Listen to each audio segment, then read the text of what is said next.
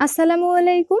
ঝালমুড়ির মশলাটা কিভাবে বানালে স্বাদটা একদম বাইরের ঝালমুড়িওয়ালা মামাদের মতোই হবে, সেই গোপন রেসিপিটাই আজকে শেয়ার করতে চলেছি। মামাদের ঝালমুড়ির সিক্রেট লুকিয়ে থাকে ঝালমুড়ির মশলার মধ্যে, যেটা আমরা অনেকেই জানি না। পুরো ভিডিওটা মনোযোগ দিয়ে দেখতে থাকুন। কথা দিচ্ছি, এই রেসিপিতে শুধু একবার ঝালমুড়ির মশলাটা বানিয়ে নিলে একদম ঝালমুড়িওয়ালা মামাদের মতোই হবে। তাছাড়া মশলাটা কিভাবে অনেকদিন পর্যন্ত সংরক্ষণ করবেন সেটাও বলে দিব। তাহলে ঝালমুড়ির মশলার জন্য প্রথমেই নিয়ে নিচ্ছি 1 টেবিল চামচ হলুদের গুঁড়া, 1 টেবিল চামচ মরিচের গুঁড়া, 1 টেবিল চামচ ধনিয়ার গুঁড়া, 1 চা চামচ ভাজা জিরার গুঁড়া, আর লবণ দিয়ে দিচ্ছি 1 চা চামচ বা স্বাদ মতো। এখন পরিমাণ মতো পানি দিয়ে এই গুঁড়া মশলাগুলো ভালোভাবে মিশিয়ে নিয়েছি। এভাবে আগে থেকেই পানি দিয়ে মশলাটা মিশিয়ে নিলে তেলে দেওয়ার সময় পুড়ে যাবে না এবং কালারটাও ভালো আসে। এবার দেখে নিন মামাদের ঝালমুড়িতে ঠিক কি কি সিক্রেট মশলা ব্যবহার করে। এই মশলাগুলো ছাড়া কখনোই মামাদের মতো ঝালমুড়ি বানাতে পারবেন না। এটা হলো 5 ফোড়ন 1 টেবিল চামচ নিয়েছি। তারপর লাগছে শাহি জিরা 1 চা চামচ। এখানে 12টার মতো নিয়েছি সাদা এলাচ, আর নিয়েছি 10 থেকে 12 টুকরার মতো দারুচিনি। দেখতেই পাচ্ছেন টুকরাগুলো অনেক ছোট ছোট। এবার লাগছে 1 টেবিল চামচ গোলমরিচ, 10 থেকে 12টার মতো নিয়েছি লবঙ্গ, একটা তেজপাতা কেটে ছোট করে নিয়েছি। এটা হচ্ছে জয়ফল, বড় একটা জয়ফলের অর্ধেকটা নিয়েছি। তারপর এখানে একটা নিয়েছি কালো এলাচ, আরও লাগছে জয়ত্রী, ছোট ছোট 4 থেকে 5টার মতো জয়ত্রীর পাপড়ি নিয়েছি। আচ্ছা, এখন এই সবগুলো মশলা শুকনো কড়াইয়ে লো আঁচে আপনি হালকা ভেজে গুঁড়া করে নিতে পারেন। তবে আমি একদম ঝালমুড়িওয়ালা মামাদের মতোই রেসিপিটা শেয়ার করছি। তারা কিন্তু এই মশলাগুলো না ভেজে কাঁচা অবস্থায় বেটে ব্যবহার করে, তাই আমি সবগুলো মশলা একটু কষ্ট করে পাটায় বেটে নিয়েছি। মামাদের মতো ঝালমুড়ির জন্য এটুকু কষ্ট তো করাই যায়, কি বলেন? এবার চুলার আঁচ কমিয়ে কড়াইয়ে দিয়ে দিচ্ছি 1/2 কাপ সয়াবিন তেল, সাথে 1/2 কাপ দিয়ে দিলাম সরিষার তেল। একটা গোটা তেজপাতা চিড়ে দিয়ে দিচ্ছি। এবার এতে 1/2 কাপ দিয়ে দিচ্ছি পেঁয়াজ বাটা, আর 1 টেবিল চামচ আদা বাটা, সাথে 1 টেবিল চামচ রসুন বাটা। যেহেতু সরিষার তেল দিয়েছি তাই এরকম ফেনা হবে, কিছুক্ষণ পরেই দেখবেন এগুলো চলে গেছে। মশলাগুলো দিয়ে 5 মিনিটের মতো নেড়ে ভেজে নিয়েছি। এই ঝালমুড়ির মশলাটা তৈরি শুরু থেকে শেষ পর্যন্ত অবশ্যই চুলার আঁচটা কমিয়ে রাখতে হবে, না হলে মশলাগুলো পুড়ে গ্রানটা একদমই নষ্ট হয়ে যাবে। ভাজার পর পানি দিয়ে গুলিয়ে রাখা গুঁড়া মশলাগুলো দিয়ে দিচ্ছি। তারপর যেই মশলাগুলো বেটে রেখেছিলাম সেগুলোও দিয়ে দিচ্ছি। আপনি চাইলে এই মশলাগুলোর বদলে বাজার থেকে কেনা গরম মশলার গুঁড়াও দিতে পারবেন, কিন্তু আসল ঝালমুড়ির স্বাদ পেতে চাইলে হুবহু আমি যেভাবে বানাচ্ছি সেভাবেই তৈরি করবেন। খেয়ে একদমই নিরাশ হবেন না, মুখে দিয়েই বলবেন, আহা, এটা তো ঝালমুড়িওয়ালা মামাদের মতোই স্বাদ হয়েছে।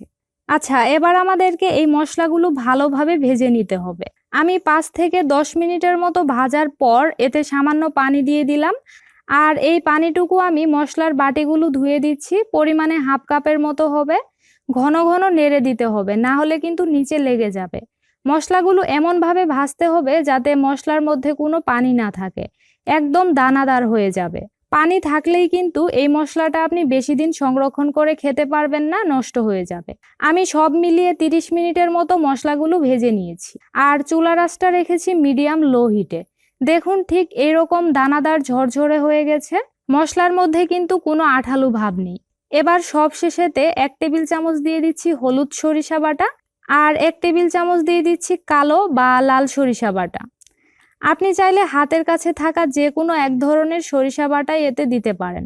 অবশ্যই সরিষা আগে থেকে একটু পানি দিয়ে ভিজিয়ে তারপর বেটে নেবেন।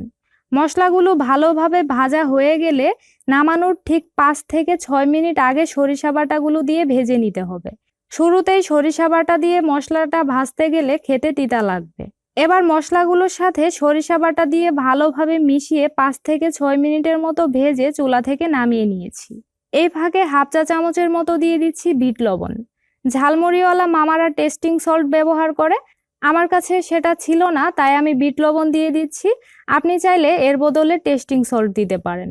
অবশ্যই মশলাটা চেখে স্বাদ মতো লবণ দিবেন, কারণ লবণের পরিমাণ ঠিকঠাক না হলে কিন্তু খেতে ভালো লাগবে না। মামাদের ঝালমুড়ির মশলাটা কিন্তু একদম তেলের নিচে ডুবে থাকে, তাই আমার কাছে মনে হচ্ছে এর মধ্যে আরেকটু তেল দিলে ভালো হবে। তাই আমি এতে আরো হাফ কাপের মতো তেল দিয়ে দিচ্ছি। ঝালমুড়ির মশলাতে কিন্তু তেলের পরিমাণটা অনেক বেশিই থাকে। ব্যাস, আমাদের ঝালমুড়ির মশলাটা পুরোপুরি তৈরি হয়ে গেছে।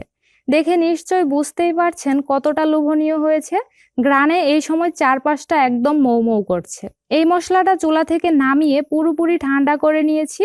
আর মশলাটা পুরোপুরি ঠান্ডা হলে ঢাকনাযুক্ত পাত্রে ভরে সংরক্ষণ করতে পারবেন 1 থেকে 2 মাসের মতো।